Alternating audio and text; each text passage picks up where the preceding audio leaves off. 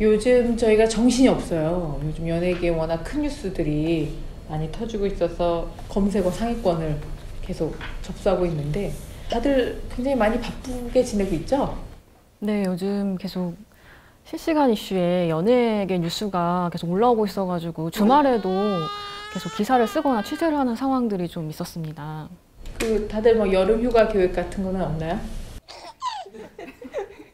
휴가라는 얘기만 들어도 지금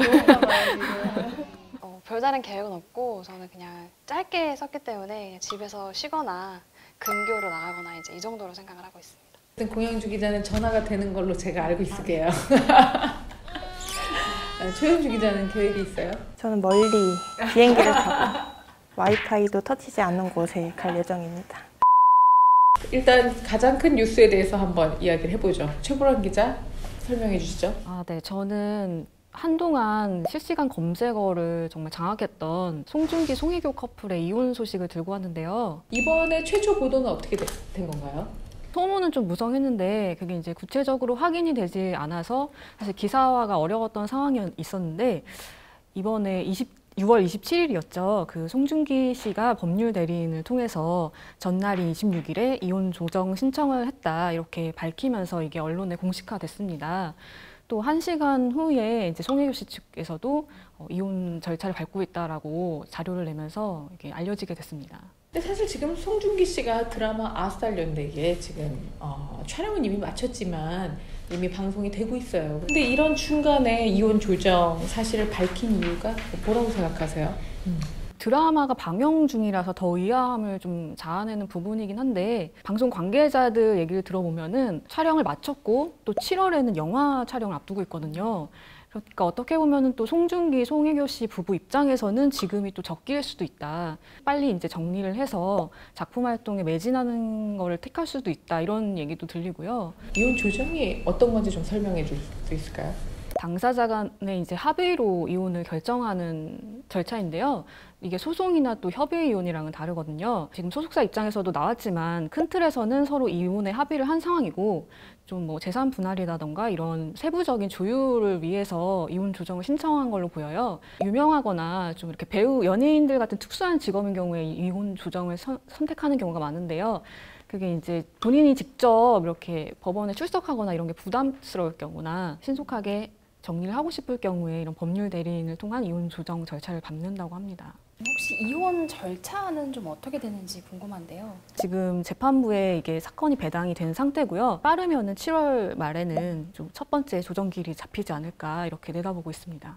아무래도 가장 큰 관심을 끈 게 도대체 왜 너무 잘 사는 줄 알았는데 네. 송혜교 씨 쪽에서는 이제 성격 차이다. 서로 다름을 극복하지 못했다. 이렇게 얘기는 했지만 양측 모두 사생활이라 언급하기가 어렵다. 이렇게 선을 그었거든요. 근데 이제 저도 기자 생활을 하면서 이렇게 단기간 내에 많은 루머가 생성되는 걸 처음 봤는데 박보검 씨 같은 경우에는 굉장히 불쾌감을 표현하면서 이제 법적 대응을 하겠다. 이렇게 입장을 밝힌 상황이에요. 그래서 좀 이런 루머를 확인되지 않은 루머를 좀 이렇게 퍼뜨리는 건 좀 조심해야 되지 않을까 싶습니다. 송중기 씨와 송혜교 씨 집 관련해서 또 사실 뉴스가 많이 나왔어요. 네, 그 두 분의 이혼 징조였다라고 이제 기사가 나면서 그 신혼집이 많이 등장을 했거든요. 거기에 이제 우편물이 쌓여 있었다든지, 뭐 주민들이 이제 두 부부가 거기 출입하는 본 적이 없다 이런 이제 멘트들이 많이 나왔는데 확인해 본 결과 사실 거기는 신혼집이 아니었다고 하더라고요. 그러니까 소속사 측에 문의를 했더니 우리는 공식적으로 거기가 신혼집이라고 밝힌 적이 없다. 거기는 이제 송중기 씨가 개인 명의로 구입을 한 집이고 실제로는 인근에 위치한 송혜교 씨 자택에서 함께 그동안은 살았다고 하더라고요. 이혼 증거로 이렇게 거론되기엔 좀 무리가 있지 않을까. 이 두 사람은 이혼 발표가 나고 어떤 앞으로 활동을 할 건지. 이 상황에도 지금 양측 배우 모두 차기작 이야기가 나오고 있는데요. 특히 이제 송중기 씨는 승리호라고 한국 최초 SF 영화 촬영을 지금 7월 앞두고 있고 송혜교 씨 같은 경우에도 영화 안나라는 작품을 검토 중이라고 언론에 기사화가 됐습니다. 그리고 사실 이제 송혜교 씨 같은 경우에는 하반기 이제 방송 예정이던 드라마 하이에나라는 작품을 검토 중이었었는데 최근에 이 작품을 고사한 사실이 알려졌었어요. 그래서 일각에서는 혹시 이게 이혼에 대한 좀 심리적인 부담감 때문이 아니냐 이런 얘기도 있었는데 송혜교 씨 측에서는 그것과는 관계없이 이미 한 달 전쯤에 고사를 한 상황이고 작품 활동과 사생활은 관계가 없다 이렇게 선을 그었습니다. 좀 좋은 활동을 펼치면 좋겠네요. 네. 앞으로도 계속 송송 커플에 대해서 팔로우 해주길 바랍니다. 저는 지금 흥행 매직을 일으키고 있더라고요. 한국 박스오피스를 점령한 디즈니 영화에 대해서 들고 왔습니다. 일단 저희가 이제 아는 월트 디즈니 컴퍼니가 있고요. 이제 월트 디즈니 스튜디오가 있어요. 네, 월트 디즈니 스튜디오 밑에 픽처스가 있고, 그다음에 이게 중요합니다. 이게 다 가진 거. 마블 스튜디오가 있고, 루카스 필름이 있고, 그다음에 픽사가 있고, 최근 인수한 21세기 폭스가 있습니다. 시가총액을 좀 알아봤는데 286조 정도가 되더라고요. 우리나라 이제 시가총액 1위인 삼성전자가 276조 정도가 된다고 해요. 그러니까 삼성전자보다 더 큰 시가총액을 가지고 있고, 재밌는 게 어벤져스 시리즈랑 스타워즈 시리즈, 아바타 시리즈 모두 다 디즈니에서 나옵니다. 디즈니 자체만 두고 문화 강국이다 이렇게도 표현을 많이 하더라고요. 일단 그 디즈니 작품 그 라인업부터 좀 설명을 해주시죠. 지금 뭐 하고 있는 알라딘이 5월 23일 날에 개봉을 했는데요. 박스오피스 2위로 처음에 시작을 했어요. 근데 역주행, 또 역주행을 5번 이상을 해서 5번을 했더라고요. 그래서 지금 830만 관객이 넘었고요.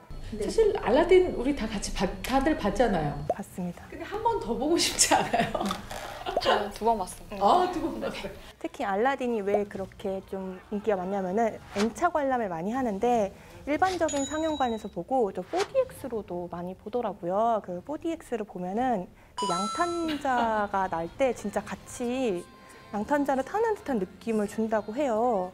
그래서 지금 4DX 1위가 겨울왕국으로 48만이었는데 일찌감치 넘어섰고 지금 이제 60만을 향해서 가고 있다고 해요.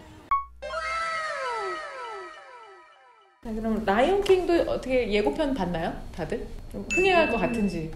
라이온킹은 이제 7월 17일 날에 개봉을 앞두고 있고요. 이거는 1994년도 개봉했던 애니메이션의 실사판 영화입니다. 1994년도 개봉한 애니메이션 흥행 기록을 들으면 좀 놀라실 것 같아요. 월드와이드 수익이 하나로 약 1조 원이 넘어요. 이거는 이제 전체 관람과 박스오피스 흥행 1위예요. 전 세계를 통틀어서. 그래서 이런 라이온킹이 실사로 만들어졌기 때문에 업계에서도 좀 약간 주목을 하고 있더라고요. 사실 그 우리 시대가 알라딘, 인어공주, 라이온킹 애니메이션으로 보던 시대잖아요. 그러니까 애니메이션하고 지금 몇 년 만에 실사 영화가 나온 거죠? 알라딘은 1992년도에 이제 영화로 나왔고, 지금 계산을 하면은 이제 2019년도니까 27년? 네, 그 정도 됐고, 라이온킹도 1994년도였고 지금 2019년도 개봉. 그러니까 그 나이 때 초등학교, 중학교 다니던 친구들이 이제 애엄마가 돼서 아이들하고 같이 보러 간 거예요. 디즈니의 굴레에 벗어날 수 없는 올가미 전략 아니에요? 올가미 전략. 그러니까 어린이들도 좋아하고 과거 봤던 어른도 좋아하고 전 세대를 통틀어서 볼 수 있는 작품이 솔직히 지금은 좀 디즈니지 않나 싶습니다. 이번에는 굉장히 최근 소식인데요. 그 별에서 온 그 김수현 씨 저녁식을 공영주 기자가 취재에 갔다 왔다고 하는데요. 그 소식 좀 들어볼까요?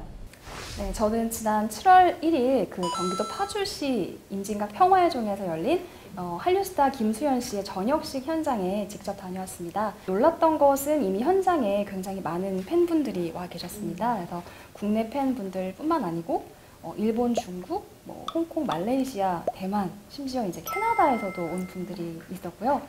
각자 준비해온 소품, 플랜카드 등을 들면서 김수현 씨를 맞기 위해서 좀 분주한 모습이 인상적이었습니다. 김수현 씨가 되게 표정이 밝더라고요. 원래 또 군을 제대하면 밝죠. 그때 모습이 어땠나요? 네, 유독 밝아 보였는데 이제 멀리서 입장하면서부터 팬분들이 이제 꽃다발도 주고 하면서 굉장히 환영을 해주는 분위기였고 이를 본 김수현 씨 역시 한박 웃음을 지으면서 또 손도 흔들고 하면서 이 반가움을 감추지 않았습니다. 스스로 이제 저녁 소감에 대해서도 아직 실감이 나진 않지만 후련하다라고 했을 정도로 표정도 굉장히 밝아서 옆에서 지켜봤던 취재진 역시 같이 웃고 굉장히 분위기가 화기애애했습니다. 김수현 씨가 원래 4급 공익근무요원 판정을 받았다고 하던데 김수현 씨 같은 경우는 지난 2017년 10월 현역 입대를 했습니다. 당시 좀 우여곡절은 있었는데 어렸을 때 알았던 이 심장 질환 때문에 이제 4급 판정을 받았던 것이고, 그리고 놀라운 것은 그 이후에 이제 김수현 씨가 건강 관리를 해서 결국은 1급 판정을 받았다고 합니다. 아침마다 뮤직비디오를 튼다고 하는데 혹시 김수현 씨에게 힘이 됐던 걸그룹은 어떤 분일까요? 네, 안 그래도 이제 힘이 됐던 걸그룹이 누구였냐라는 질문이 나왔는데 굉장히 재치 있게 잘 좀 빠져나간 케이스예요. 특정 걸그룹을 언급하지는 않았지만 또 아침마다 뮤직비디오도 보고 하면서 힘을 얻었다 이렇게 말을 해서 현장이 좀 웃음바다가 됐습니다. 김수현 씨 실제로 본 적들 있죠, 다들? 군대 바로 직전에 영화 리얼로 봤었어요. 정말 엄청난 영화를 남기고 갔어요. 근데 이제 이번에 그 저녁식에서 했던 말 중에 되게 좀 화제가 되기도 했고 좀 뭉클했던 말이 연기가 너무 하고 싶었다. 보통 뭐 친구랑 놀거나 아니면 좀 쉬거나 가족들이랑 시간을 보내거나 이런 거를 예상을 했는데 연기가 정말 너무 하고 싶었다 이렇게 답을 해서 연기에 대한 갈증과 그 열정을 굉장히 분출을 했습니다. 좀 늦은 나이에 제대를 하고 또 그 전에 입대를 했기 때문에 그만큼 또 나와서 연기 활동에 박차를 가하겠다 이렇게 굉장히 칼을 가는 모습을 보여줘서 인상적이었습니다. 차기작에 대해서는 지금 뭐 계획이 아직 없다고요? 차기작에 대해서는 스스로 언급을 이렇게 했습니다. 내년쯤 복귀작으로 인사를 드릴 수 있을 것 같다라고 해서 아직 결정된 작품은 없는 것으로 현재까지는 알려져 있습니다. 오늘은 이제 우리가 10회까지 해서 잠시 또 점검의 기간을 갖기 위해서 이제 조금 쉬려고 해요. 전원 탈출! 이렇게 어색해요. 고생했어요. 아유, 우리 작가님이 진짜 고생했지, 사실.